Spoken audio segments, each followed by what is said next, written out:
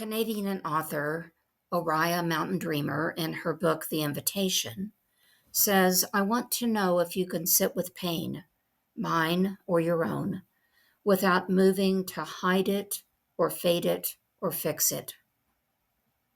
It's hard being around those struggling with the loss of a relationship, grieving a loved one's death, coping with the reality of a cancer diagnosis, or facing unemployment. Their hurt and pain somehow seems to seep into our pores.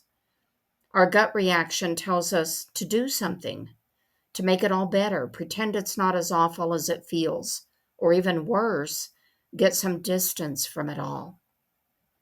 Ariah's quote nails it for me because what is needed is just to be there, to sit with someone else's pain, not to come up with a solution or act as if nothing's changed. Is it possible for someone to be present without offering advice or minimizing the situation? Having specialized in grief and loss, I've learned that the tendency is to want to take away the pain when confronting someone in the midst of a struggle. You'll hear comments like, they lived a good life. The translation for that is, be thankful. Or, it's great that you only need radiation therapy. Translation, that won't be difficult. Or, well, you didn't like that job anyway. Translation, that's no big deal. Or, there's other fish in the sea. Translation, easy come, easy go. The comments don't take away the sting of others deciding your employment status or eliminate the fear of not getting another job. The comments don't remove the sadness of remembering years spent in a relationship that wasn't healthy for either party.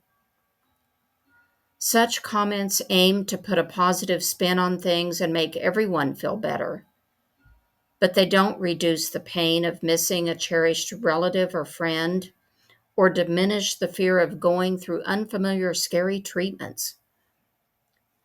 The belief that doing and saying is better than being doesn't serve us well here because what is said is often not helpful.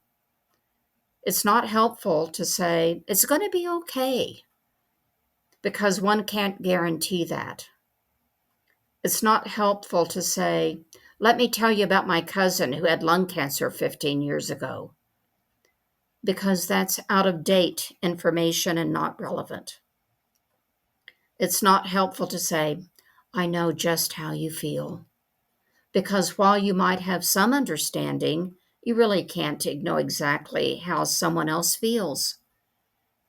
And it's not helpful to begin a sentence with at least fill in the blank, because that invalidates the difficulty. And what about sitting with our own pain? I guess we've all had times when we've wanted to deny the reality of the situation, like to hide it, or minimize the loss, like fade it, or look for instant solutions, fix it.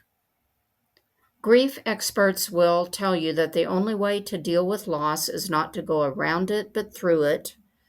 And that is, in fact, the second task of mourning, according to William Worden, to experience the pain of grief.